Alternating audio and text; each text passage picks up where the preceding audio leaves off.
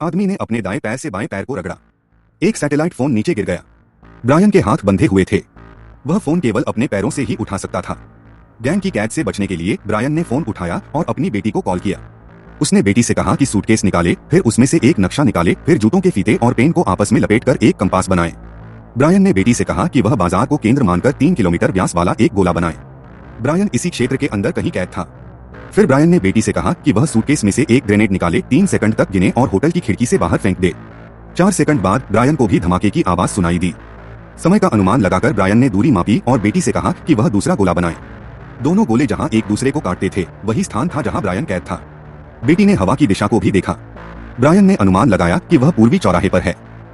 जैसे ही जगह तय हुई, बेटी ने तुरंत हथियार उठाए और उस चौराहे की ओर दौड़ी। लेकिन उसी समय गैंग का सरगना जेल की कोठरी में आ गया। उसने ब्रायन के सामने उसकी पत्नी का गला चाकू से काट दिया, फिर उसे लटका दिया। आधे घंटे में उसकी पत्नी खून बहने से मर सकती थी।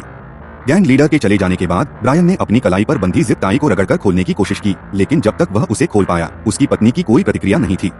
लेकिन सौभाग्य से वह सिर्फ बेहोश हुई थी। फिर ब्रायन ने अपनी बेटी से कहा कि वह जेल की खिड़की की ओर एक ग्रेनेड फेंके। धमाके की दिशा से ब्रायन ने बाहर निकलने का रास्ता खोज लिया और फिर उसने भाप के बाल को हटा दिया।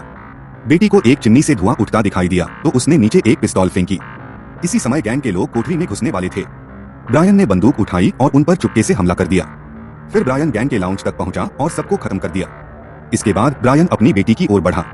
उधर गैंग ने बेटी को देख लिया था। वे उस पर गोली चलाने ही वाले थे कि ब्रायन ने आकर उसे बचा लिया। इस तरह ब्रायन ने अपने परिवार को बचा लिया।